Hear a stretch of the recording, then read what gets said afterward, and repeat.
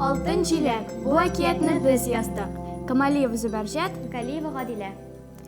булган ди бер авыл, ул авылда булган кап-кара урман. Ул урманда бер өй, ә ул өйдә торган бер кыз белән әни. Кызның исеме Ясминә, ә әнисенең исеме Әминә. Алар бер матур көнне җиләк җыярга чыкканнар. Җиләкне җыеп бетергәч, алар өйгә юл тотканнар. Ясминә туктап калган, ә әнисе алгарак киткән. Шунда Ясминәнең күзе җирдә яткан алтын җиләккә төшкән. Ул аны уенчык кына дип уйлады һәм әнисе янына йөгерде һәм әйтте: "Әни, әни, кара, мин алтын җиләк таптым." Әнисе күрде һәм әйтте: "Ташла, кызым, бу кирәкмәгән уенчык кынадыр." Ясминә әнисе күрмәгәндә алтын җиләкне кесәсенә салды. Икенче көнне ул әнисен "Мин урамга чыгып керәм" дип ялганлады, ә үзе бар нәрсәне белә торган, күрә торган Фатыйма исемле әбигә китте.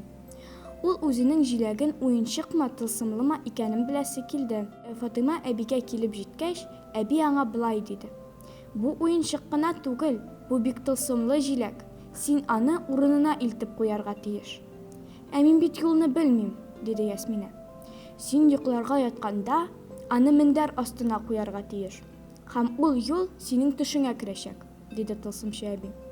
"Ә мин юлны онытсам", дип сорады Ясминә. "Син аны илтеп куйганчы онытмаячаксың", диде әби. Ясминә ишектән чыгып барганда былай дип өстәде: "Син аны иртәгә үк илтеп куя алмасаң, син мәңгегә йокыга таласың." Ясминә бик курыкты. Өйгә кайтып җиткәч, әнисе аның янына йөгереп килде дә әйтте: "Син бик озак кайда йөрдең? Мин сине тәрәзәдән дә карадым, күрмәдем." "Ясминә, мин бакчадагы каен артында уйнадым", диде. Менә Ясминә йокларга ятты. Алтын җиләкне мендәр астына куйды һәм төш күрә башлады. Менә ул өйдән чыккан һәм урманның иң куркыныч җиренә бара икән. Бара-бара торгач, аңа кара аю очрый. Ясминә бик курка. Аю күрмәгәндә агачка менә. Ничек аюдан качарга дип уйлый икән. Шунда аның исенә төшә, ничек әнисе аңа йоклар алдыннан бер җыр җырлаган. Шул җырны Ясминә аюга җырлый. Аю йокыга китә. Ясминә агачтан төшкәч, юлны дәвам итә. Бара-бара торгач, аның юлына убырлы карчык очрый. Ул Ясминәнең кулында алтын җиләкне күрә. Ясминәне өенә алып кермәкче була, ләкин Ясминә керми. Убырлының бик каты ачуы чыга. Ясминәгә сукмакчы була, ләкин алтын җиләк ялтырый башлый. Убырлы очып китә. Шуннан Ясминә урманның иң матур җиренә эләгә. Алтын мендәр күрә һәм шунда алтын җиләкне куя. Шул мизгелдә алтын җиләкнең күзләре ачыла.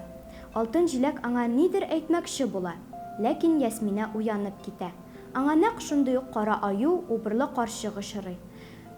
Ул алтын мендәргә алтын җиләкне куя. Җиләк әйтәсе килгән сүзен әйтә: "Рәхмәт сиңа, Ясминә, мине урыныма китереп куйган өчен. Мин сиңа шуның өчен бүләк бирәм. Бу таш. Бу ташка карап син бу җирне онытмаячаксың." Ясминә өенә кайтып җитте һәм әнисенә дөресен сөйләде. Әнисе аны аңлады. Ул әнисенә ташны күрсәтте һәм әйтте: "Кара, әни, бу ташны урманның иң матур җире ясалган. Киттек шунда." Шулай итеп, алар шул җиргә әнисе белән бергә киттеләр.